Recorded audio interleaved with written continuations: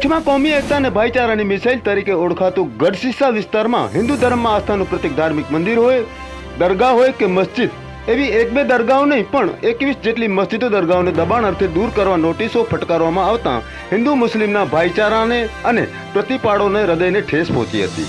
મિત્રો, આપણો ભારત દેશ સર્વધર્મ સમભાવ અને કોમી એકતાનું ઉત્તમ ઉદાહરણ છે। માંડવી તાલુકાના વિવિધ ગામોમાં આવેલા મંદિર, મસ્જિદ, દરગાહ કે અન્ય ધાર્મિક સ્થળો રાજાશાહીના સમયથી અસ્તિત્વ ધરાવે છે।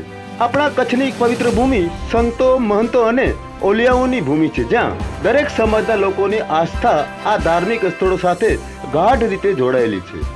આવા વર્ષો જૂની ધાર્મિક સ્થાનોને દબાણ ગણીને દૂર કરવાની કે અને પ્રતિકૂળ કાર્યવાહી કરવાથી તમામ સમાજની ધાર્મિક લાગણીઓ દુભાશે અને આ વિસ્તારની સામાજિક શાંતિ તેમજ કોમી એકતાને પ્રતિકૂળ અસર પહોંચવાની પૂરેપૂરી શક્યતાઓ છે તેવી આજીજી સમાજના લોકો કરી રહ્યા છે।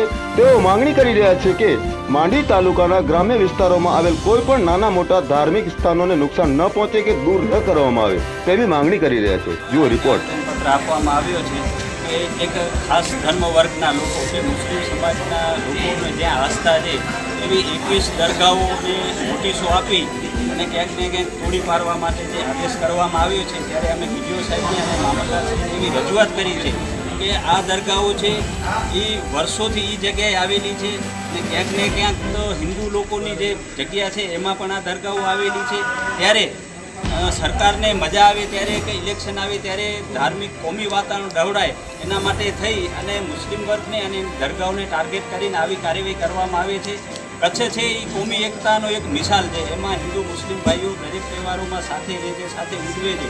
ત્યારે ક્યાંક ને ક્યાંક ધાર્મિક વાતાવરણ ડહોળવાના ઈરાદે જ્યારે આવી નોટિસો આપવામાં આવી છે તો અમારી રજૂઆતો છે કે આ નોટિસો તાત્કાલિક પરત ખેંચવામાં આવે અને એક પણ દબાણ તોડી પાડવામાં ના આવે। તો આવું ક્યાંક થશે અને ક્યાંક ને ક્યાંક કાયદો વ્યવસ્થાનો પ્રશ્ન ઉપસ્થિત થશે તો એના માટે પોલીસ ખાતું હોય, મામલતદાર ખાતું હોય કે વહીવટી તંત્ર હોય એની જવાબદારી રહેશે। એટલે અમે એ લોકોને કહેવા માંગીએ છીએ કે કાયદો વ્યવસ્થાનો પ્રશ્ન ઉપસ્થિત ન થાય અને લોકો શાંતિથી અને જે ધાર્મિક અને વાતાવરણમાં રહે છે એના માટે અને કચ્છની જે કોમી એકતાની મિસાલ કાયમ રહે એના માટે અમે આ રજૂઆત કરી છે।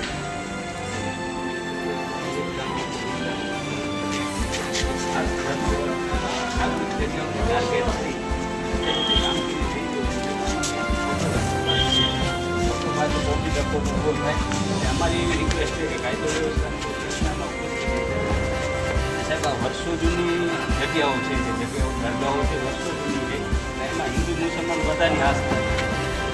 એક ને કે ફોટો લખો એના કરતાં કોઈ કામગીરી કરવામાં આવે અમે સાથ